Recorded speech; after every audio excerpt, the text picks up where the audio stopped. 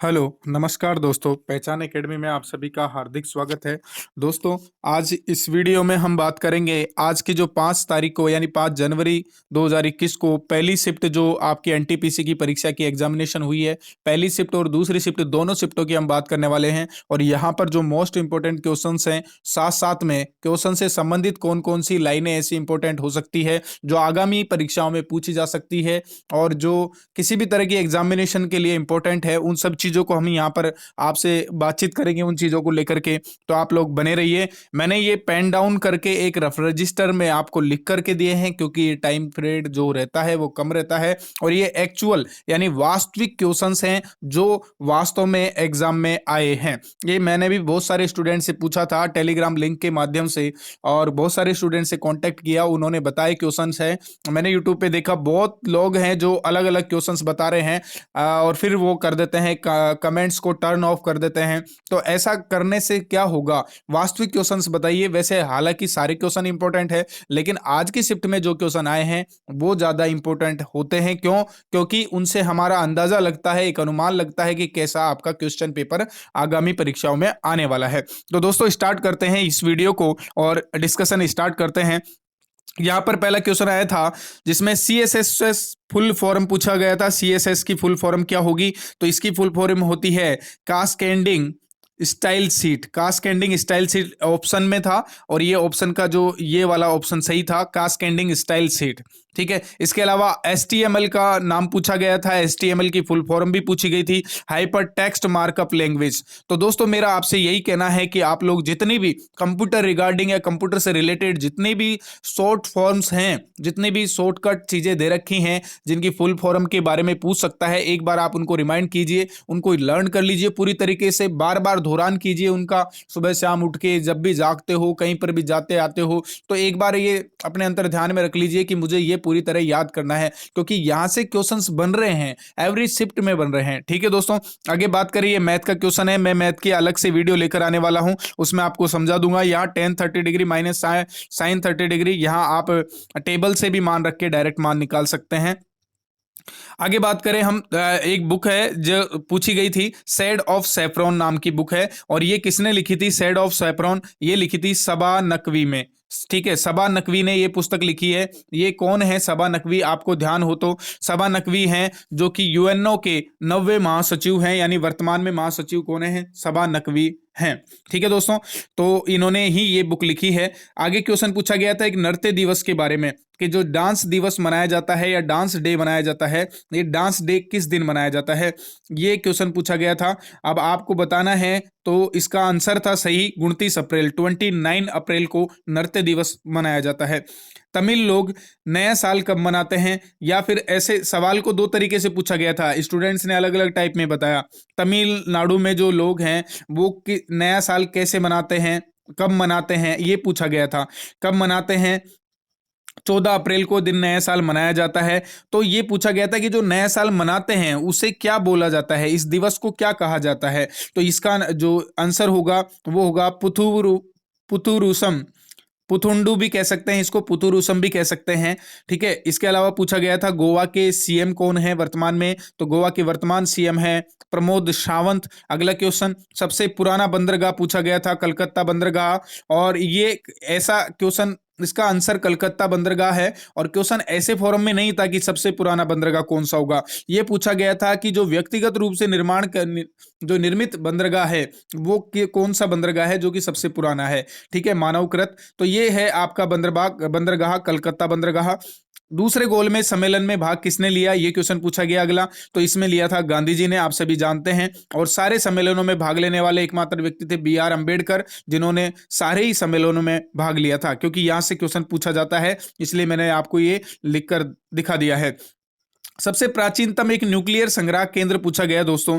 देखिए ये क्वेश्चन कहां से उठकर आया है, और हम सोच भी नहीं सकते थे कि ऐसे क्वेश्चन, हालांकि न्यूक्लियर पावर प्लांट वगैरह से पूछा जा सकता है, लेकिन ऐसा क्वेश्चन जो संग्रह केंद्र से पूछा गया, तो ये भी एक इंपॉर्टेंट क्वेश्चन रहा था और अच्छा क्वेश्चन था। और यह है बिहार में स्थित है। ठीक है। सिक्किम के गवर्नर का नाम पूछा गया, तो सिक्किम के गवर्नर का नाम है गंगा प्रसाद।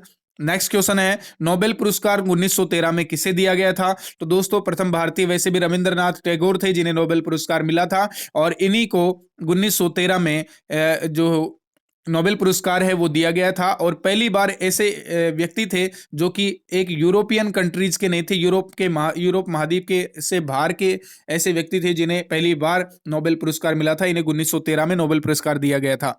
भाषाई आधार पर बनने वाला पहला राज्य, ये कॉमन क्वेश्चन है, अधिकतर एग्जामिनेशन में पूछा जाता है, इजी क्वेश्चन है, आंध्र प्रदेश इसका आंसर होगा। आगे बात करें वात्या भट्टी का आविष्कार कब हुआ? तो वात्या भट्टी का आविष्कार हुआ था भैया 1709 में, अब्राहम डार्बी ने इसका आविष्कार किया था। 1709 में वात्या भट्टी का आविष्कार हुआ था, अब्राहम डार्बी ने इसका आविष्कार किया था। बृहदेश्वर मंदिरों की जो रचना है, सॉरी मंदिरों का जो निर्माण है बृहदेश्वर मंदिर का, वो राजा चोल वंश के थे, राजा ने करवाया था और चोल साम्राज्य से बिलोंग करते हैं, ये भी याद रखना आप। जो ऐतिहासिक राजवंश हैं उनकी राजधानियां और जो उनके संस्थापक हैं इनके नाम को आप कंटेस्ट कर लीजिए, ठीक है। बल के अंडाशय के भीतर क्या पाया जाता है? तो सॉरी, ये बल नहीं है, यहां पर ये बल गलत लिख दिया है, यहां है फल है ये, या फल या पेड़ है, तो पेड़ के अंडाशय के भीतर क्या पाया जाता है? तो बीज पाया जाता है, ठीक है।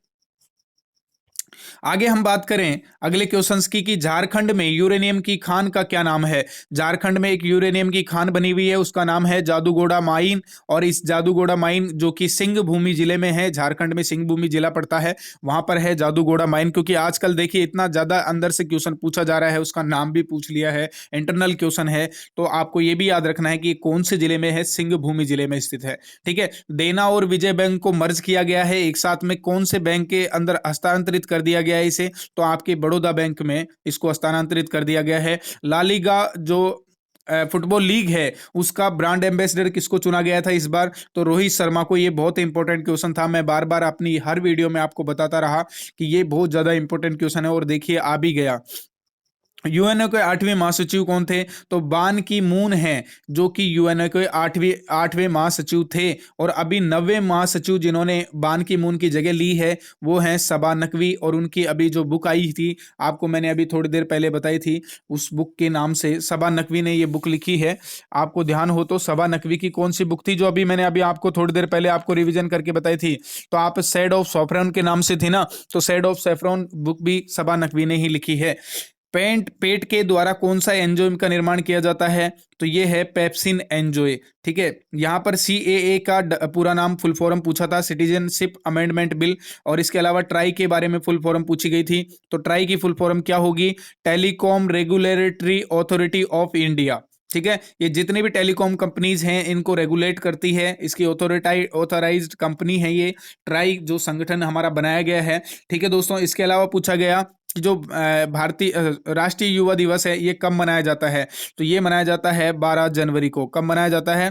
12 जनवरी को मनाया जाता है, और ये स्वामी विवेकानंद के जन्म दिवस पर मनाया जाता है। फोर्ट विलियम जो महल है ये कहाँ पर स्थित है? तो ये कोलकाता में स्थित है, ये भी पूछा गया था। आईएमएफ में कुल टोटल सदस्य देशों की संख्या कितनी है वर्तमान में? 190 सदस्य देश हैं। लिफो LIFO की फुल फॉर्म पूछी गई थी, जो कि कंप्यूटर रिगार्डिंग है, सॉफ्टवेयर रिगार्डिंग है, लास्ट इन फर्स्ट आउट ये है आपका माइक्रोसॉफ्ट एक्सेल से रिगार्डिंग ये फुल फॉर्म पूछा गया था। और इसके अलावा FIFO की फुल फॉर्म अगर आपसे पूछता है तो आप बताएंगे कि फर्स्ट इन फर्स्ट आउट, ये इसकी FIFO की फुल फॉर्म होती है। आगे बात करें खिलाफत आंदोलन का नेतृत्व किसने किया? तो मोहम्मद अली और शौकत अली ने खिलाफत आंदोलन का नेतृत्व किया था। इन्हें अली बंधु भी बोला जाता है, तो अली बंधु के नाम से भी दिया जाएगा आपको क्वेश्चन, अगर मान लो कंफ्यूज करने के लिए दिया जाता है। 1919 में खिलाफत आंदोलन हुआ। और संयुक्त राष्ट्र सुरक्षा परिषद का स्थायी सदस्य कौन सा देश नहीं है? सवाल में ऑप्शन दिए गए थे बहुत सारे, और उनमें से हमारा आंसर सही था भारत, क्योंकि भारत अभी एक अस्थायी सदस्य है, न कि स्थायी सदस्य है, ये ध्यान रख लेना। डोला सादिया पुल का नया नाम क्या बदल दिया है? तो नया नाम कर दिया है डोला सादिया पुल का भूपेन हजारिका। और आगे न्यूटन के गति के पहले नियम का दूसरा नाम क्या है? तो जड़त्व का नियम पहले नियम का नाम बताया गया है, ठीक है दोस्तों। तो ये याद रखने वाली बात थी। इसके अलावा सेकंड शिफ्ट की बात कर लेते हैं। जो सेकंड शिफ्ट में है जीके जीएस है वो ज़्यादा फर्स्ट शिफ्ट के तुलना में ज़्यादा हार्ड आई नहीं है, और जो मैथ थी वो बिल्कुल इजी थी, रीजनिंग भी बिल्कुल इजी थी, ज़्यादा हार्ड कुछ भी नहीं था। ठीक है, पहला क्वेश्चन आया था कि संगाई महोत्सव कहाँ मनाया जाता है। संगाई महोत्सव मणिपुर में मनाया जाता है, और ये 21 नवंबर से 30 नवंबर के बीच में मनाया जाता है। मणिपुर की जो गवर्नर है उनका नाम है नजमा हेपतुल्ला, और एन बीरेन सिंह वहाँ के क्या है, सीएम है वर्तमान टाइम पर। तो इतनी सारी चीज़ें आपको याद रखनी है। पोंगल त्योहार कहाँ मनाया जाता है। पोंगल त्योहार कहाँ मनाया जाता है, तो पोंगल त्योहार मनाया जाता है मेरे दोस्तों तमिलनाडु में मनाया जाता है, और पोंगल का शाब्दिक अर्थ होता है उफान, ये भी पूछा जा सकता है। ठीक है, पीडीएफ की फुल फॉर्म पूछी गई थी जिसका नाम है पोर्टेबल डॉक्यूमेंट फॉर्मेट होता है, और ये पोर्टेबल डॉक्यूमेंट फॉर्मेट आपसे आपको सभी को अधिकतर स्टूडेंट्स को आता भी होगा।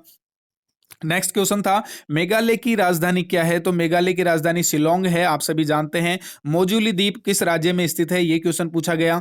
तो मोजुली द्वीप है जो असम राज्य में है, ब्रह्मपुत्र नदी में है, और ये विश्व का सबसे बड़ा नदी द्वीप भी है, ये भी याद रखें। ये एक्सटर्नल नॉलेज है जो आपको पता होनी चाहिए। ठीक है, आगे बात करें एशियन डेवलपमेंट बैंक का मुख्यालय कहाँ पर स्थित है, तो एशियन डेवलपमेंट बैंक का मुख्यालय मनीला में है, जो कि फिलीपींस कंट्री में पड़ती है। एशियन यानी एडीबी की जो स्थापना है वो 19 दिसंबर 1966 को हुई थी। ठीक है दोस्तों, आगे बात करें संविधान सभा के अध्यक्ष कौन थे। स्थायी अध्यक्ष डॉक्टर राजेंद्र प्रसाद, इससे रिगार्डिंग क्वेश्चन पूछा गया था। अस्थायी अध्यक्ष के बारे में पूछा जाए तो सच्चिदानंद सिन्हा। ठीक है दोस्तों, विश्व योग दिवस कब मनाया जाता है, ये 21 जून के दिन मनाया जाता है। अधिकतर जानते हैं गरीबी हटाओ का नारा किस पंचवर्षीय योजना के तहत दिया गया था, तो दोस्तों गरीबी हटाओ का जो नारा है वो 5वीं पंचवर्षीय योजना के तहत 1971 में इंदिरा गांधी के द्वारा दिया गया था। ठीक है दोस्तों, तो ये आपको याद होना चाहिए। ठीक है, भारत में आने वाले पहले पुर्तगाल यूरोपियन लोग कौन थे, तो वो पुर्तगाली लोग थे, आप याद रख सकते हैं PDEF। ठीक है, PDEF ई के नाम से इस ट्रिक्स को याद रख सकते हैं। पी फॉर पुर्तगाली, D for Dutch, E for England वासी, एफ फॉर फ्रांसीसी, फिर इंग्लैंड वासी। ठीक है, तो ये लोग हमारे इस क्रम में भारत में इन्होंने एंट्री की थी। गौतम बुद्ध का बचपन का नाम क्या है, गौतम बुद्ध का बचपन का नाम सिद्धार्थ है। बेला डीला खान, ये एक अच्छा क्वेश्चन था, इसके बारे में पूछा गया है कि ये कहाँ स्थित है, तो यह है बस्तर में, छत्तीसगढ़ में। ठीक है, आगे बात करें प्रथम जैन संगीति कहाँ हुई, पाटलिपुत्र में हुई थी। अध्यक्ष कौन बना था, स्थूलभद्र। और संविधान के भाग 4 को क्या कहा जाता है, भाग 4 में क्या चीजें हैं, तो नीति निर्देशक तत्व यानी डीपीएसपी, जो कि अनुच्छेद 36 से लेकर के 51 तक वर्णित किए गए हैं। ठीक है, आगे बात करें हम लोकसभा का जो सदस्य है उसकी न्यूनतम उम्र कितनी होनी चाहिए, तो न्यूनतम उम्र की जो एज है वो 25 ईयर्स है। 25 लोकसभा का सदस्य होने के लिए न्यूनतम आयु उम्र होनी चाहिए। ठीक है, ब्रिक्स सम्मेलन 2019 की अध्यक्षता किसने की थी, ये कहां पर हुआ था, ब्राजील में हुआ था। 1935 का जो अधिनियम है उसके द्वारा किसकी स्थापना की गई, तो आरबीआई की स्थापना की गई थी। इसके अलावा क्वेश्चन पूछा गया मुंद्रा थर्मल पावर स्टेशन कहां पर है, यह है कच्छ गुजरात में। ठीक है दोस्तों, अगर आपको इसी तरह के और अपडेट चाहिए और डेली आप चाहते हैं कि डेली अपडेशन इसी प्रकार आपको मिलते रहें, और डेली के डेली जो क्वेश्चंस एवरी शिफ्ट में पूछे जा रहे हैं उनका एनालिसिस आपको मिलता रहे, एक अच्छा और बेहतरीन एनालिसिस मैं अगली क्लास में लेकर आऊंगा, क्योंकि इस क्लासेज में मुझे ज़्यादा टाइम मिल नहीं सका, इस वजह से मैं नहीं ला पाया, और आपको एक लिखित रूप से मैंने और कम शब्दों में ही सही लेकिन आपको समझाने का प्रयास किया। नेक्स्ट वीडियो जो रहेगी वो फुल्ली फाइनली एनालिसिस वाली रहेगी, जिसमें पूरा डिस्कशन करेंगे हम, हर टॉपिक का पोस्टमार्टम करेंगे, हर टॉपिक जो भी पूछा जाएगा उससे रिगार्डिंग जितने क्वेश्चन बन सकते हैं, संभावना जिनकी रहती है उन सभी के बारे में डिस्कशन करेंगे। मिलते हैं नेक्स्ट वीडियो में, जब तक के लिए नमस्कार मेरे प्यारे साथियों।